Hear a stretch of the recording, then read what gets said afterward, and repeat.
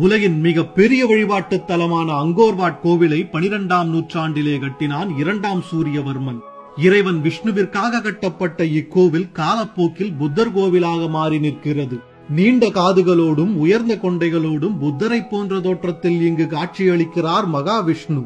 சுமார் 5000 ஏக்கர் பரப்பளவில் எந்த ஒரு அதிநவீன தொழில்நுட்பமும் இல்லாத காலகட்டத்தில் வெறும் 27 ஆண்டுகளில் கட்டி முடிக்கப்பட்டது இந்த கோவில். இதன் வெளிச்சுவர் மட்டும் சுமார் 1300 மீட்டர் நீளமும் 1500 மீட்டர் அகலமும் என்றால் அதன் பிரம்மாண்டத்தை நீங்களே கற்பனை செய்து பாருங்கள். இன்றைய காலகட்டத்தில் இப்படி ஒரு கோவிலை கட்ட வேண்டுமானால் சுமார் 300 ஆண்டுகள் தேவைப்படும் என்று கூறுகிறார்கள் பொறியாளர்கள். இந்த கோவிலை கட்டுவதற்கு பெரிய பெரிய பாறாங்கற்களும் செங்கற்களும் பயன்படுத்தியுள்ளனர். இவ்வளவு பெரிய கோவிலை கட்டி முடிக்க சுமார் 60 லட்சத்தில் இருந்து 1 கோடி பாறாங்கற்கள் வரை தேவைப்பட்டிருக்க வேண்டும். அந்த கற்களை 40 கிலோமீட்டர் தூரத்தில் உள்ள ஒரு மலையில் இருந்து வெட்டி எடுத்து வந்துள்ளனர். தரை வழியாக பெரிய கற்களை கொண்டு வருவது சிரமம் என்பதை உணர்ந்து மலையில் இருந்து நீர்வழி பாதை அமைத்து கற்களை மிதவை மூலம் கொண்டு வந்துள்ளனர். இதற்காக கோவிலுக்கும் மலைக்கும் நடுவில் இருந்த ஏரியை பயன்படுத்தி உள்ளனர்.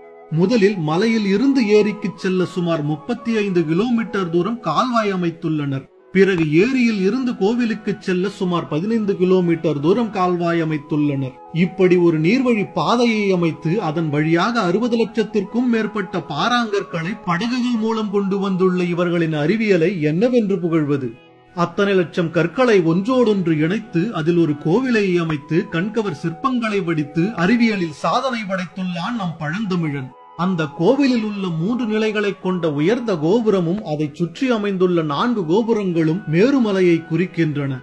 அங்குள்ள சுவர்களில் அப்சரஸ் என்னும் தேவமங்கையரின் தோற்றத்தை ஆங்காங்கே காணலாம். இங்கு கிட்டத்தட்ட 2000 அப்சரஸ் சிற்பங்கள் உள்ளதாம். அது மட்டுமில்லாமல் ராமாயணம் மற்றும் மகாபாரதத்தின் காட்சிகள், தேவர்களும் அசுரர்களும் பார்க்கடலை கடையும் காட்சிகள், சூரியவர்மன் எதிரி நாடுகளோடு போரிடும் காட்சிகள், சொர்க்கம் மற்றும் நகரம் பற்றிய விளக்கங்கள் என காண்பவரை ஈர்க்கும் சிற்பங்கள் பல உண்டு. அது மட்டுமா, தமிழ் கடவுளான நமது முப்பாட்டன் முருகன் மயில் மேல் அமர்ந்திருப்பது போன்ற சிற்பமும் 8 கைகளுடன் கூடிய 15 அடி உயர விஷ்ணு சிலையும் இங்கே காணப்படுகிறது.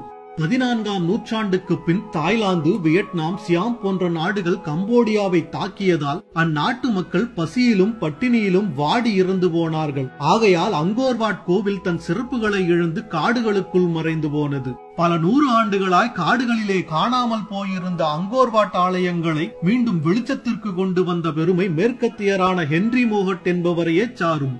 இவர் கடந்த 1860ஆம் ஆண்டில் இந்த கோவிலை காட்டில் கண்டுபிடித்தார். அதன் பின்னர் தான் இந்த கோவில் மீண்டும் சீரமைக்கப்பட்டு சுற்றுலா தலமாக மாற்றப்பட்டது. தமிழர்களின் சிற்பக்கலைக்கு சிறந்த எடுத்துக்காட்டாக விளங்கும் இக்கோவிலை உலக பண்பாட்டு சின்னமாக அறிவித்தது யுனெஸ்கோ அமைப்பு. அது மட்டுமா, உலகின் 8வது அதிசயமாகவும் இந்த கோயில் புகழப்படுகிறது. இன்று புத்த நாடாக இருந்தாலும் கூட கம்போடியாவில் தமிழ் கலாச்சாரங்கள் பரவி கிடக்கின்றது. அவ்வளவு ஏன், அவர்களின் பெயர்கள் பல இன்றும் தமிழ் பெயர்களாகவே இருக்கின்றன. பிள்ளையார் இன்றும் அங்கு பிரசித்தி பெற்ற கடவுளாகவே விளங்குகிறார். இப்படி உலகையே ஒரு கட்டுக்குள் கொண்டு வந்து கலாச்சாரத்தையும் பண்பாட்டையும் உலகிற்கே கற்றுத் தந்தார்கள் நம் தமிழ் மன்னர்கள். அத்தகைய கலாச்சாரத்தை நாமும் கட்டி காப்போம். நம் தாய்மொழியாம் தமிழ் மொழியை மீண்டும் உலகறியச்